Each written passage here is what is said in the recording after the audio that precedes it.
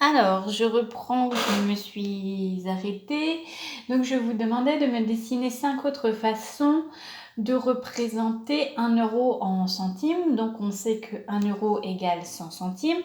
Donc, alors, comment pouvons-nous faire pour trouver 100 centimes avec la pièce de 50, avec la pièce de 50, la pièce de 20 centimes, la pièce de 10 centimes, la pièce de 5 centimes, la pièce de 2 centimes et la pièce de 1 centime. Et bien sûr, vous aviez le droit d'utiliser les pièces plusieurs fois. Donc, qu'est-ce que nous pouvons faire ? Sachant que nous avons déjà trouvé la solution, 50 plus 50 égale 100.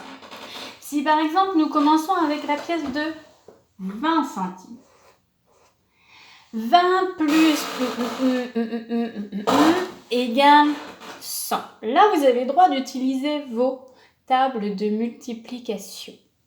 C'est-à-dire que 20, si on n'utilise que la pièce de 20 centimes multipliée par un nombre de pièces, vous allez voir que ça fait 100. C'est 20 plus 20, ça fait combien ? 40, plus 20, 60, plus 20, 80, plus 20 égale 100. Donc, on peut faire 20 centimes multiplié par 5 pièces. D'accord ? On peut mettre, si dans notre porte-monnaie, on a 5 fois cette pièce-là, eh bien, vous pouvez trouver, vous avez vos 100 centimes. D'accord ? Si nous prenons la pièce de 10 centimes, il va falloir l'avoir combien de fois dans son porte-monnaie pour réussir à avoir 100. 10 fois multiplié par combien égale 100. On va faire 10 centimes multiplié par 10 pièces. C'est égal à 100. Parce que 10 plus 10 plus 10 plus 10 plus 10 plus 10 plus 10 plus 10 plus 10 et plus 10, ça fait 100. D'accord ? Bien.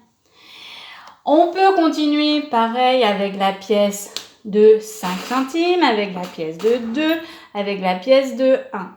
Vous avez vu que pour faire 100, il faut combien de pièces de 1 ? 1 plus 1 plus 1 plus 1 plus 1 plus 1 plus 1.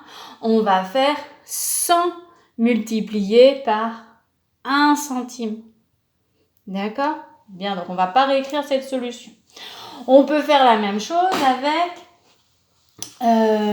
avec la pièce de 5 centimes. Là, il va nous falloir combien de pièces ?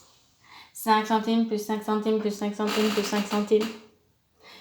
5 centimes plus 5 centimes, on sait que ça fait 10 centimes. Et bien, on va multiplier par 2 ici. Donc, ça fera 20 pièces. D'accord ? Donc, vous pourrez, pour ceux qui ont plus de difficultés, vous avez le droit de faire des dessins. Après, il y a plein d'autres manières de trouver 100. Hein. On peut faire 50 centimes plus 20 centimes, par exemple, plus encore 20 centimes, plus 10 centimes. J'ai combien ? 50 plus 20, ça fait combien ? 70. 70 plus 20, ça fait 90. Et 90 plus 10, 100. D'accord ? 100 centimes. Et un dernier, qu'est-ce qu'on pourrait faire ? On part toujours avec 50. 50 centimes plus 10 centimes plus 10 centimes plus, qu'est-ce que je peux faire ? 20 centimes. Qu'est-ce que je peux faire ? Plus 50 plus 10, ça fait 60. 60 plus 10, 80. 80 plus 20, 100. Du coup, c'est égal à 100. Est-ce que je continue ? Non. D'accord ? Bien, après, il y en a plein d'autres. Donc maintenant, c'est juste à vous de vérifier si vos calculs, ça tombe bien sur 100. D'accord? Dernier petit exercice que vous avez également sur votre feuille. Je vous ai mis dans des porte-monnaies différents de pièces. Mais là, c'est des... Oui, c'est bien ça. Alors, je vais vous demander de me calculer, comme tout à l'heure, ce qu'il y a dans les porte-monnaies. Mais attention, cette fois-ci, il y a des centimes. Alors, on ne va pas calculer de la même manière. On va d'abord s'intéresser aux euros, d'accord? Ou aux centimes. On prend l'un ou l'autre. Si on commence par les centimes, on les mettra de côté. Par exemple, je vous ai écrit des petits pointillés avec le signe euro, des petits pointillés avec le signe centime. Donc ça veut dire qu'on va détailler ce qu'on a dans notre porte-monnaie. D'accord? J'ai 5 centimes et 2 centimes. Ça nous fait combien de centimes en tout? 5 plus 2, ça fait 7 centimes. D'accord? Et ensuite, j'ai mes pièces en euros. 2 plus 1, ça fait combien? Ça fait 3. Dans notre porte-monnaie, nous avons 3 euros et 7 centimes. Attention, le 7 centimes, on écrit comme ça, 0,7. Parce que des fois, on pourra avoir 70 centimes. D'accord? Bien. Je vous laisse faire les suivants. Et ensuite, on corrige. Dans notre deuxième porte-monnaie, nous avons combien de centimes? Vous avez repéré les pièces de centimes, donc vous vous souvenez comment je vous ai dit, comment il fallait les reconnaître. Il y a écrit cent sur chaque pièce, ou alors c'est des pièces unies si vous ne voyez pas trop l'écriture des pièces.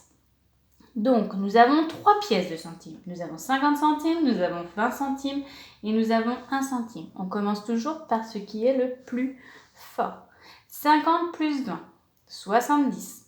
70 plus 1, 71 centimes. Et on a quoi comme pièce? Une pièce de 2 euros.